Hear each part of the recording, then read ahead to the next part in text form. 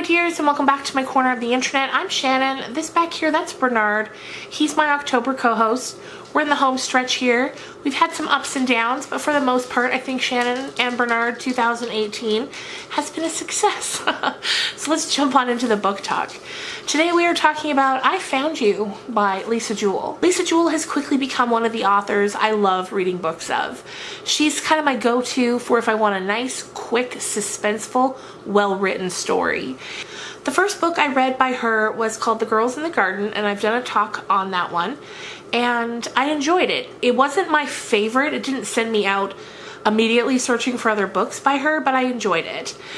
After that, anytime I saw a book with her name on it, it kind of caught my eye.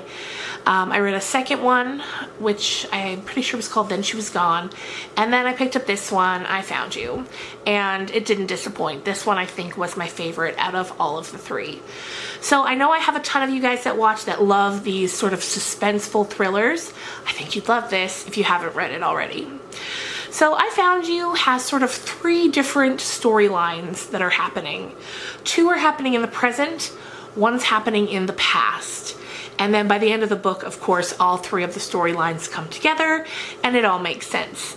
So the first storyline, and what I kind of consider the main storyline, one morning a woman named Alice looks out her window and she sees a man sitting on the beach.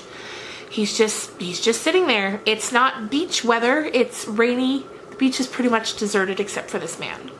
And immediately she's kind of concerned because it's not beach weather, and she's, she keeps an eye out and she's been noticing him there for hours throughout the morning. So as she's getting ready to go run some errands, she brings out a jacket that's been left at her house because she's got a little sort of shed that she does up as a rental property for people who are looking for a place to stay for a little while. So the last man who rented that property from her left a jacket and a dog. She has 3 dogs, and his dog he left, so she adopted that one.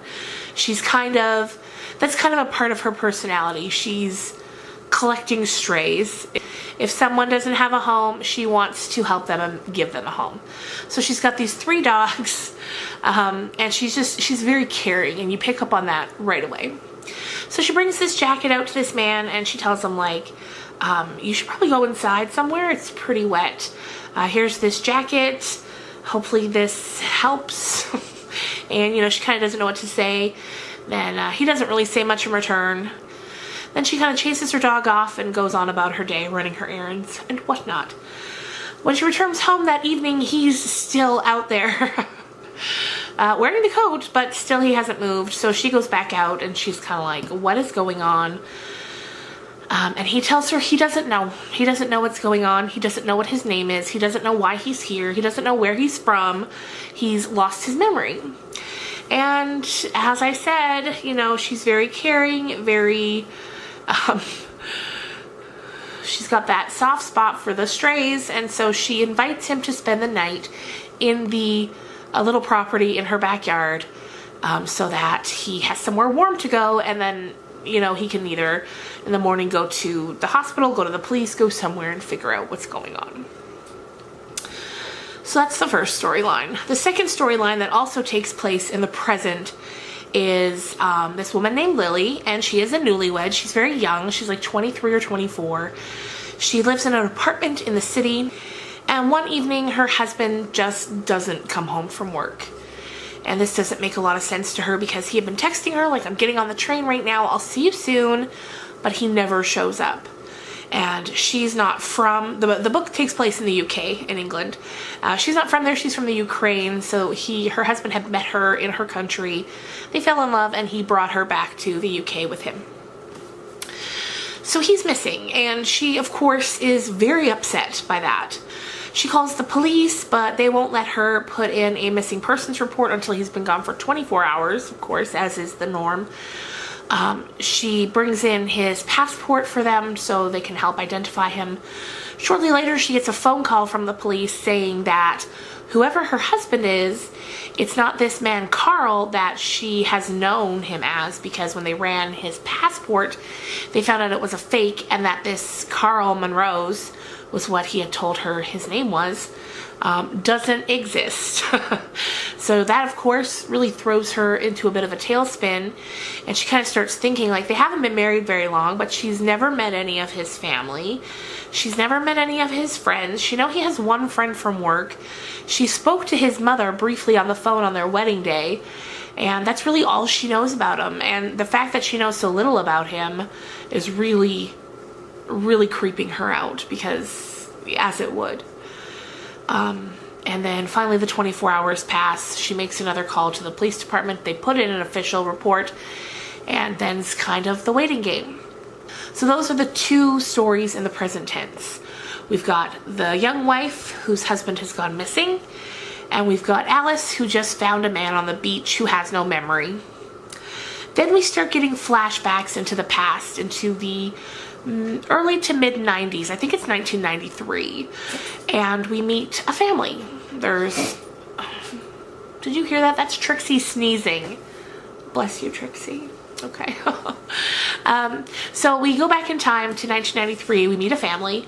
It's mom and dad and a brother and sister. The brother's a little older. His name is Gray, short for Graham.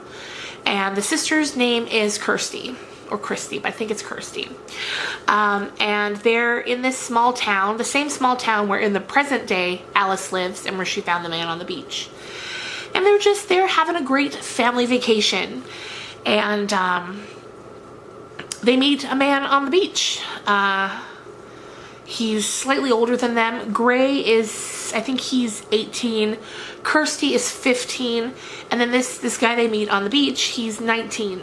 And his name is Mark. Mark's very wealthy. He tells them that he's in town visiting an aunt whose husband recently passed away, and he wanted to come and help her out. And it turns out that his aunt is extremely wealthy. She lives in this very grand home in this small town, and that's just her summer home. So he's there helping her out, and he becomes very taken with these siblings. And he asks the young girl, who, remember, is only 15 and he's 19, he asks the girl if she'd like to just hang out with him for a bit, and she asks her parents, and since they've met Mark, they think, okay, that's fine. And he begins to spend more time with her, and Gray doesn't like it one bit. He gets major creep vibes from this guy, and he doesn't want a sister anywhere near him. So later that night, Mark comes and invites the sister to go to a movie, and she says, okay, because, you know, she's 15. This Mark, he's very handsome. She's very smitten with him, very, like, just loving the attention that he's giving her. So they go to the movies. Gray decides he's going to tail them to make sure nothing weird's going on. So he, like, quietly follows behind them. They go into the movie. He's like, okay, whatever. He goes home. Later that night, Kirsty comes home, and she's, you know, she had fun, basically. It was fine. She's not as excited as she was before the date, but it's fine. And, you know, nothing weird happened. They kissed, which, you know, the age gap's not quite appropriate, but whatever. There was nothing, you know, it was fine. The next day, however, when Mark comes back again, because he is there like a bad habit that will not go away, Kirsty kind of is a little hesitant when he wants to hang out with her, and Gray's like, he's picking up on these vibes. So when Mark is kind of nagging her to go out with him, Gray kind of steps in and is like, listen, back off. She doesn't want to spend time with you. She doesn't like you. Mark leaves very angry. He kind of has a bit of a scene on the porch that the parents do see. Once he leaves, they ask Kirsty, you know, what's up? And she says, you know, after the movie, we went to the beach and he kissed me, which we knew. And then she said, and he told me that he loved me. And she's really weirded out by this because, of course, they've only known each other like 2 days. And she's like, I'm not that interested, and I certainly don't feel that way about him. And just those really intense feelings coming from him so quickly is just, she's not interested anymore. So she kind of keeps her distance from him. That all goes fine for a while, until eventually Gray one night The whole family's at dinner at this restaurant, and Gray sees this girl who's doing like open mic or performing with the band or whatever, and he's very taken with her. He's feeling a little left out because his 15-year-old sister has been kissed this summer, but he hasn't kissed anyone. So he kind of gets it in his mind that he wants to kiss this girl. So the family leaves after dinner, and he says he's going to stay, have a drink or two, and then eventually he sees that Mark is there, and he notices that Mark knows the girl. So his, desire to get to know this girl kind of gets the better of him, and when Mark invites Gray to come with him up to his aunt's house for a party with the girl and the rest of the band and a bunch of other young kids that are at this party, Gray says yes. Mark says, fantastic, let's swing by your house and get your sister to come with us too. And Gray's kind of unsure at first, but he's had a couple drinks. He's really focused on getting to know this girl. So he says, yeah, okay, well, we can ask her. I can't promise she'll come. So they stop by the house. They ask Kirsty to come. She says she will. They all go up to the house, and Mark starts kind of handing out drugs to the kids. Gray and Kirsty don't want to, but eventually Mark kind of pressures them into it, and he's like, fine, like, just take a half. They don't want to take a half, like it's a tablet. They don't want to take a half, so Mark's like, fine, we'll take the half and we'll half that, and you guys can share it. So eventually they agree. Soon after that, Gray notices Mark getting kind of handsy with his sister, and things go downhill from there. So that's kind of the setup of the 3 stories. Then when you're reading it, you're kind of wondering, okay, at first especially, you're like, okay, the man who went missing is the man who was found on the beach. Like, you're pretty sure about that.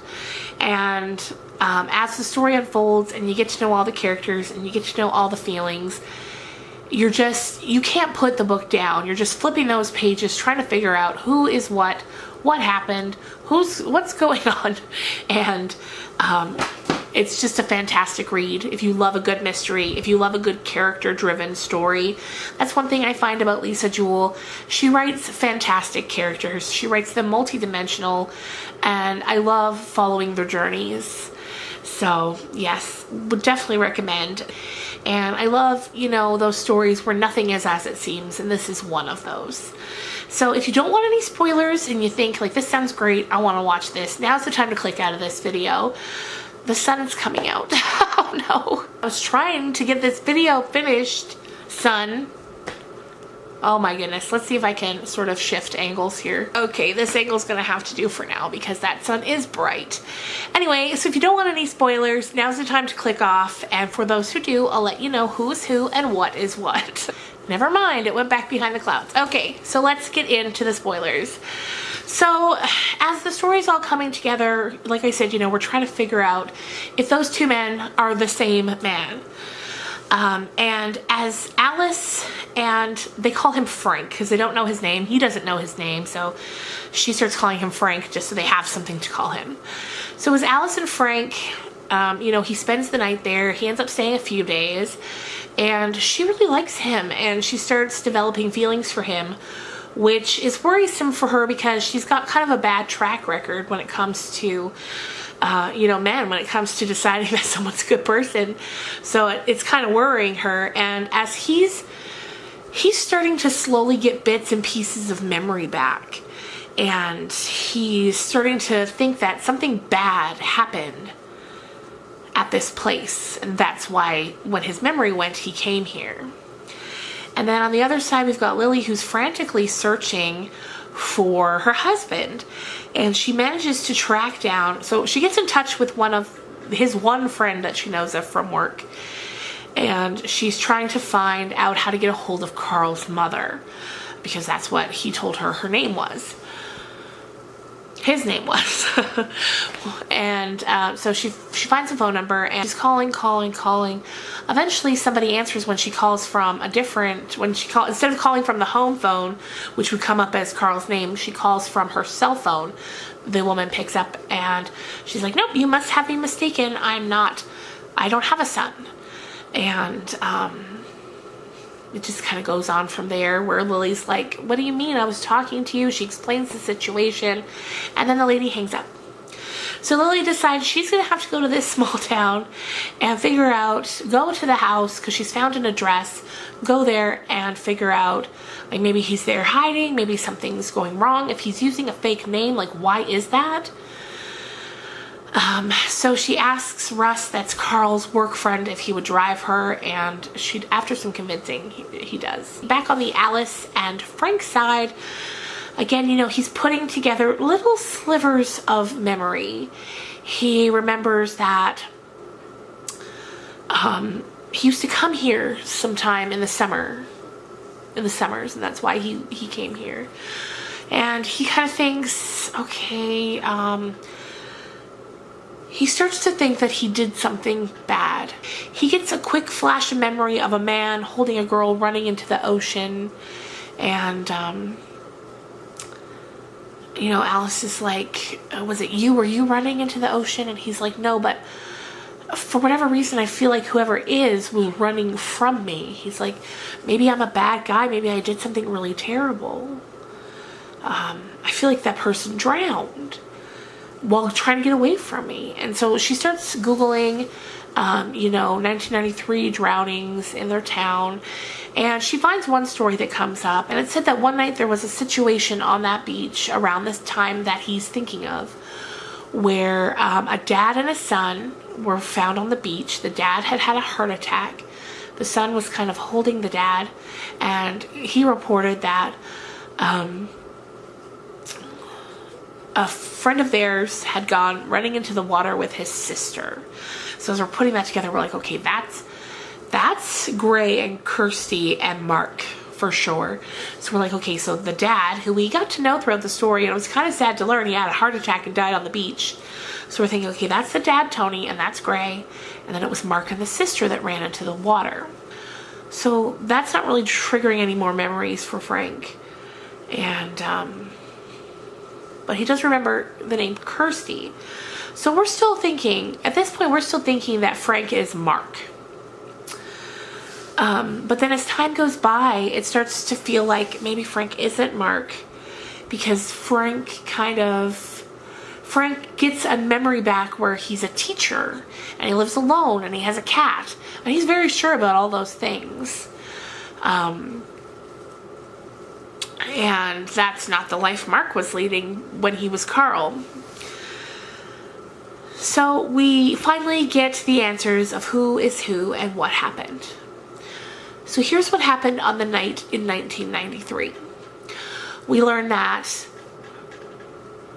after the party ended, Mark had taken Kirsty upstairs. Gray went to find them. That set Mark off. He snapped. He had them tied up, and he was touching Kirsty inappropriately while she was tied up. That made Gray go insane, and he managed to get his wrists out of the ties, even though before he had tied him up, Mark had broken Gray's arm. Despite a lot of pain, he manages to get out of the ties, and he hits Mark. He takes his sister. They run to the beach. Mark is in hot pursuit of them, even though for a moment they thought they might have killed him. So they run to the beach, and then that's where the news article that they read, that's when that happens. The dad's down there on the beach looking for them because they weren't home when they were supposed to be. Gray's kind of yelling. For a second, the dad's really mad, and then he looks at them and sees they're covered in blood. Their clothes are torn. Then he sees Mark coming in hot pursuit of them, and he realizes, like, okay, something very bad is happening. So Mark grabs Kirsty, runs into the water. Gray and the dad follow, but then those two get washed back to shore. The dad gets out, has a heart attack. Gray's holding him, calling for help. Then the other two were presumed drowned for many, many years. And then, so what happens is Lily goes to the small town, and she finds Frank and Alice, and they're all kind of trying to put it together as a team because there's a lot going on. And Frank puts enough together that he's able to realize that he's Gray. That's who he is. He's Gray. His sister was drowned by Mark. And then they put it together and they realize, because at first when Lily comes to the restaurant, we're like, oh, she's going to identify him as her husband, but she doesn't. And that's when we realize that her husband was Mark, now Carl to her. So they managed to track down the aunt, as that's who Lily had been talking to when she thought she was talking to his mother on the day that they got married. So they track her down and she puts the final details to the story. She says that night when all that happened, Mark got washed up to shore. He calls his aunt comes and gets him.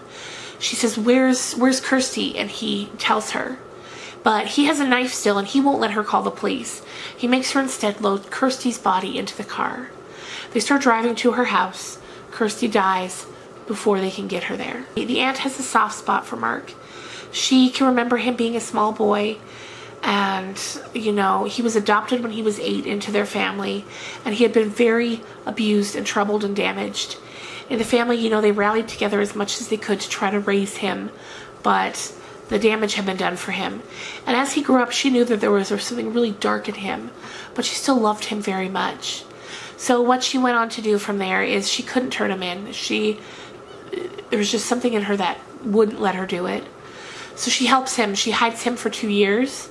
Once 2 years has passed and nobody's come knocking at the door because they presume he's dead, she helps him start a new life in the city as Carl.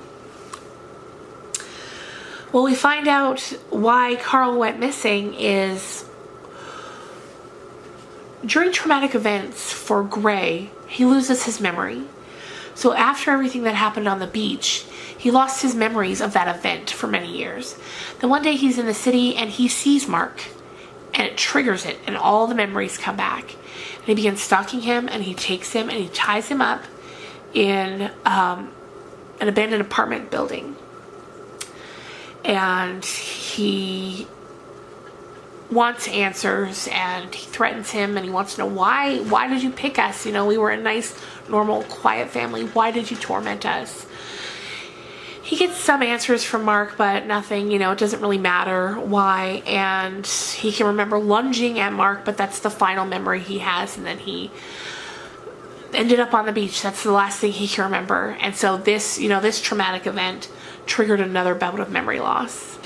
From there, everything's able to kind of be put to rights. Frank goes home to his cat in his apartment. He, now that they've found his sister's body, they're going to have a funeral for it in a little while, in a few months.